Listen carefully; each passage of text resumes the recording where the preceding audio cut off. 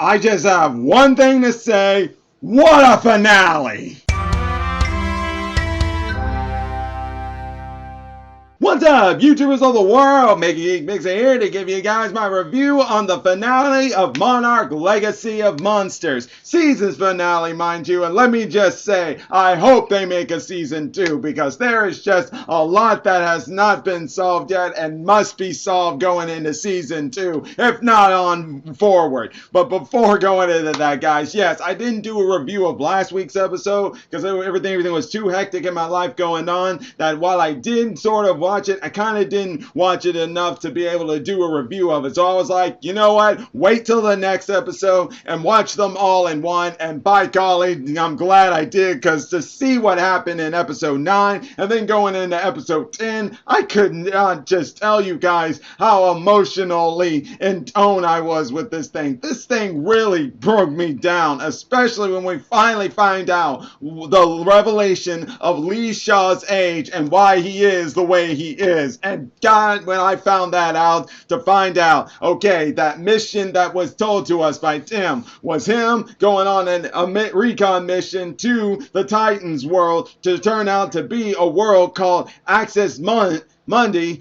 at least I think that's how it's said. I don't know, but all the same is they make it in there, and unfortunately Shaw's the only one to survive, and then he makes it back to the Earth, only to find out while he was only in there for a few weeks, years had passed in the real world. And yeah, when I found that out, I was like, you know what? That makes perfect sense right there. And why do I say that? Because let's face it, if you have ever seen other movies out there, especially with stuff that deals with space, and then after being away so long and stuff, that sometimes they make it be where you may have been in space for so long, but not much time has passed on Earth. Well, in this one, it's kind of in reverse. And yeah, to find that out, I was like, okay, so yes, that makes a whole lot of sense there. And it was also good in that in episode 9, they also let us look more into that episode, was more flashback to the past, which for a majority of people was no doubt good, because they like me too. I like the past trio better than the present trio. Mind you, are there some people in the present I like? Yeah, but I still like the past trio better. And even still though, it also revealed to us why Bill Randa in Kong Skull Island was the way he was, because losing the two most important people in your life, that'll do that to you. It will. And by golly, when I saw all that and saw how it all came to a close and how it got to where Monarch was going bankruptcy, I was like, it's all making sense now. Not just in Monarch in his bankruptcy moment, but also Bill Randa going crazy and obsessive with learning the truth and everything. And hey, in the end, he was right. Because yeah, because let's face it, when Shaw came back and talked with Hiroshi, he was even in denial of what his parents had did. Mostly because of the fact he was still grieving and just unresolved feelings with how they always kept leaving and they never came back. I can't say I blame him on that. And hey, speaking of Hiroshi, we also saw how he and Emiko met. It turns out Emiko was taking care of Shaw when he came back and stuff. And it once again shows us here why Emiko, you cannot help but like her, and why Hiroshi fell in love with her. She is such an understanding person here. Because when Lee Shaw held her as a hostage because he was confused, he didn't know what was going on, only to finally come down when he saw Hiroshi, and to find out the revelation that when he went into that portal in 1962, he comes back 20 years later. And by golly, his reaction to that, I cannot say I blame that one bit. Wyatt, what a great performance you did, and that's also going to say the same thing for your father, Kurt Russell there as older Lee Shaw. And we'll get to that here in a minute. But first, we still gotta also talk in the fact on how how we all knew this for a fact, and that was this. Keiko is alive. No, none of us were surprised about that. If not, a majority of us were surprised about that, because clues were already there to begin with. But it only came to real conclusion here when we found out, when not just we found out she's alive, but when she learned of a revelation that Shaw learned.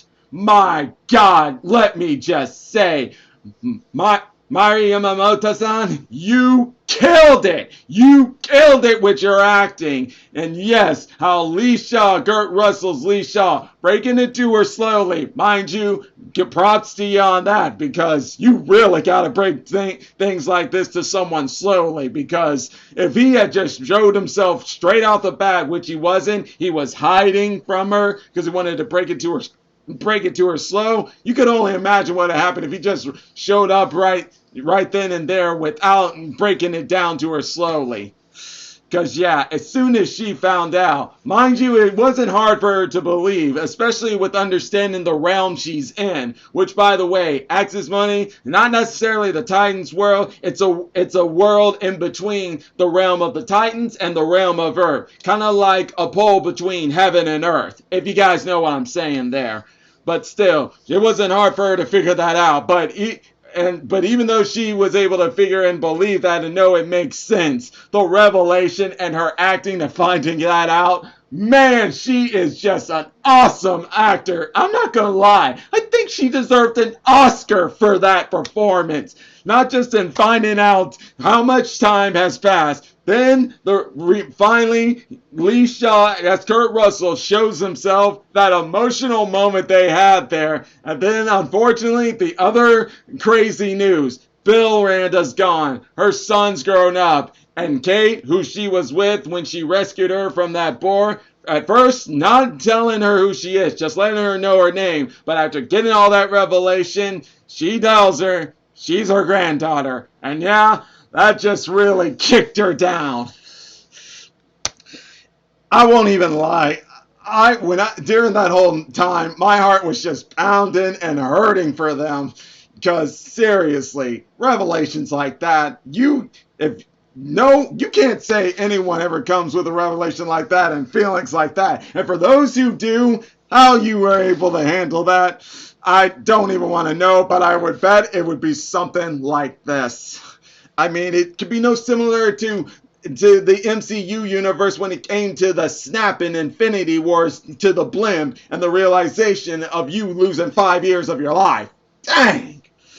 But all's the same, though. After all that, and hey, Lee Shaw eventually telling Keiko about what's it like, because she's amazed how it's 2015, because she even finds the word amazing. Not that I can blame her, but Lee Shaw pretty much broke it down to her exactly how it should be said. Gadgets and stuff and all that stuff, yeah, all advanced and upgraded, but at the same time, humanity pretty much the same. You got the families, you got the kids, moms, dads, and then of course, conflict, triumphs, yada yada yada. There was no better way to put it than that. If there was, I don't know what it would be. Oh man.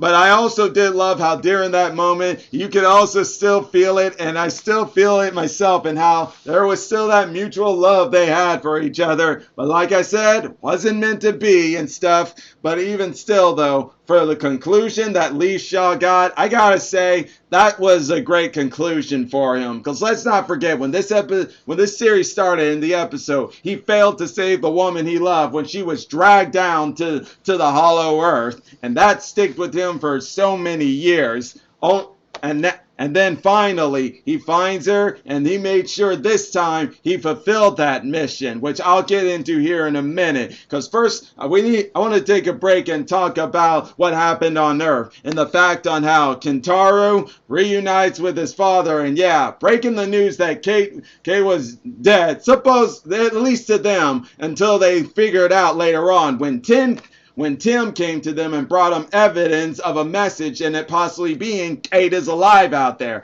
And that was a message that was being sent by Keiko, who actually had the Titan phone that was used as a device during Lee Shaw's mission when he went down there. It was all left behind. That and the device and the containment that was used for him to get inside there. Ooh, man. What revelations all there were. But either way, though, Tim letting Kentaro know, eventually going to his father, who, by the way, yeah, Emiko divorced him, but she was making it clear Kentaro still deserved to have a relationship with with his father. So it was like saying, we are getting a divorce, but you are still allowed to see your son, which, hey, makes sense there. But either way, though, took a little convincing for Hiroshi to work with Tim and Kentaro to help them in getting Kate back. I was about to say Keiko, but they don't know Keiko's there. But you get my drift. But the point is, they needed his help because, for one, well, Tim quit Monarch, and I don't blame him. At least on the section of that Monarch. I don't know about the section of Dr. Serizawa with their part of Monarch right there. Because, yeah, I won't deny during this whole series, I was like, is this really Monarch? Because it feels so different from Dr. Serizawa's Monarch. And I can't help but wonder what went on right there. I hope we get more answers to that and why Dr. Serizawa was never around during that time. But Tim quit Monarch, and since they wouldn't help him in trying to learn about that message that was sent, since they were still worried about something else that Lee Shaw kept saying, yeah, about that was right about them. And in the end, they've decided to go somewhere where, let's just say, it wasn't exactly someone that May liked when they got back. And we'll get into that at the end here, but now let's go back into what was going on in the realm of the Titans, or Axe Mundi. And that was the fact on how Lee was working with the ladies to get them back home, because since he found that Titan phone, he found a way that they could reconfigure it to its original spot so he could get them home. But mind you, they also had to deal with something that had always seemed to be in Lee Shaw's way, even when he was in his mission. And that is that Ion Dragon. Yes, that Ion Dragon be there, lured there by that Titan phone. And yeah, he kind of caused a lot of mess for Lee Shaw and his team, who all died, I guess you could say, because of that and because of the effects and radiation and gamma rays in that place. But here it came, and it would have no doubt gotten them if not for the one and only Godzilla. Yes, Godzilla showed up because as he was responding to that Titan call, and there goes the Ion Dragon being like, get out of my way here. And Godzilla's like, you shut up. I am the king here. You listen to me or you die. That's all it felt like. And boy, did Godzilla make sure to let that know, because it didn't take him long. It may have been like a 2 minutes or so fight, but it was a good 2 minutes or so fight to really show how no Titan opposes Godzilla here. But even still, though, with that fight going on, a little issue happened that Lee had to get out of the containment and fix things, but that's when it had to lead to him rushing in to get back in there, holding on to Keiko's hand, but he was like, I wasn't able to save you and let you go back home before. This time I will. And that's where it led into a great way to end Shaw's character arc. When he decided to let go so that the woman he loved could go back. He didn't care about him. But mind you, did that break Keiko bad? Oh, you better believe it did. I mean, Bill's gone. Her son's grown up. And the only other person she ever knew has now sacrificed his life to stay there. Mind you, could he still be alive? Could he come back? I certainly hope so, because if there's a season 2, and with the way they left it with Kurt Russell, and if he decides to come back, then there's a chance we're going to see him again. And if so, hey, cool, because he and Wyatt Russell, they played my favorite character, Lee Shaw. I love the guy, and I really like to hope to see him again. But in the end, though, did they finally make it back? Yes, but with that time distortion thing, we found out it's been 2 years up there. And yeah, remember when I said May doesn't like who they're working with? Well, it turns out to be that woman that she used to work with before she quit and got fired and was on the run. Yeah, Tim and Kentaro and Hiroshi were working with Apex to bring them back. But that's just not the only thing. It turns out where they landed was Skull Island. Yes, guys, the last scene we see is of Kong doing his usual pounding chest and growling the way he is known as King Kong. And my golly, that just makes me wonder, what can we have happening? Apex, they have a research facility on Skull Island. Could this also lead into why when in Godzilla vs. Kong, we see how Skull Island is now, how Kong is really in a domain that looks like Skull Island, but isn't? I'm very curious because I've always been curious. What happened to Skull Island during that time? Is that what season 2 will explain to us? Because it would make sense on why it is like that, and probably in the due of the fact that Apex may have had something to do with it. Because we know what happens with Apex, and that makes you know that you really can't trust that organization. That even though they were helping them, they had their own agenda there, and that's where I think this will happen in season 2 when we find out about it. Whatever it is, though, guys, the ending has really left you with a lot of speculations of what could happen should they do a season 2, and they should do a season 2. I know some may say they shouldn't, but trust me, with all that stuff that was left unchecked, unresolved, it needs to have a season 2 to resolve some of that issues. Like in the fact on how Keiko's back, she reunited with her son, and yeah, but she's also now seeing she has a granddaughter, she has a grandson, and there's so much more to explore there. And what about Dr. Serizawa and his side of Monarch? What were they doing all this time? I'd really like to know all about that. See, guys, there's just too much here to not unpack that we eventually got to unpack it here.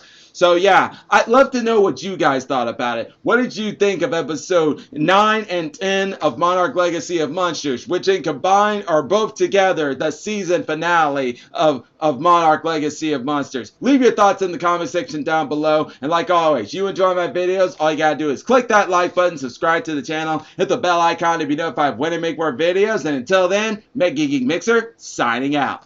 Bye!